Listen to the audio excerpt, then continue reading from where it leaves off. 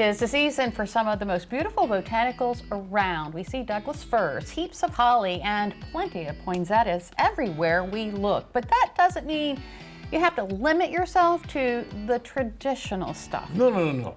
Think outside the box. When it comes to your wreaths and your holiday trees, think outside the box. And with us to show us how is our good friend, gardening expert Ginny Rosenkranz with the University of Maryland Extension. So good to have you. Thank you for coming in this afternoon. Thank you for letting me come and bringing one of my unusual trees. Yeah. We do find ourselves kind of sometimes in a box with, well, this is what I have to have, and yes. This is the way we've always done it. Yes. So what is this? So that is a lavender tree, and the grower actually spends 2 full years to grow that.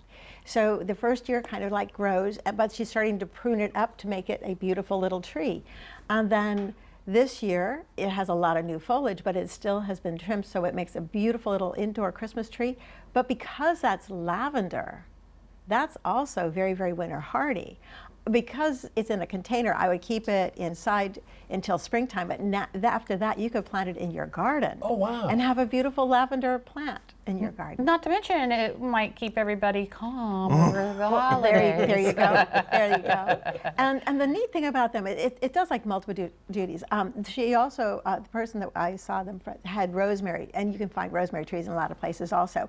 And of course, when I went to pick it up, it was like, I'm sorry, they're all gone. So people are finding them and going, oh, they're so beautiful. But rosemary, well, of course, I had to bring rosemary. Yeah. Rosemary is so cool because it has gorgeous, gorgeous, really deep green leaves that you use in culinary.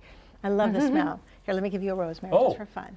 Have a rosemary. There you thank go. you. And I'm going to give you one that has flowers on it. Oh, thank you. So the flowers are really cool. You can use the flowers for cooking, or just using it as decoration when you've got the whole thing on the spread and then you want it to decorate the platter. Smells like Thanksgiving. I know it does. But it also smells like Christmas to me too. Yeah, yeah. So and inside, they're very, very happy to be inside. They are a Mediterranean plant, so they like it hot and dry. Okay. That's perfect. Our houses are hot, our houses are dry.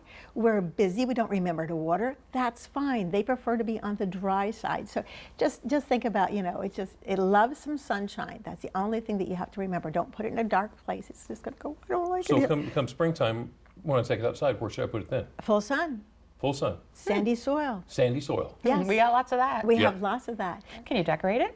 Of course. See, I bring it as is because you have to use your imagination. Sure. I mean, some people would like to use those little battery lights that just sparkle all over that would it, be Carol. or just like a little glitter, or whatever you want to do. You could use those little miniature ornaments. I mean, So she trimmed it up to be like a Christmas tree. Yes. What would it normally look like? Is it spread out? Is it? It kind of has a bushy. A bush? Okay. Yes, but that means it's really good that way too. That's really yes. good. Yes. All right, thinking outside the box for Absolutely. the holidays. Thank you so much, Jenny. And have a wonderful holiday, all of you, and all you of do you. the same. Thank you.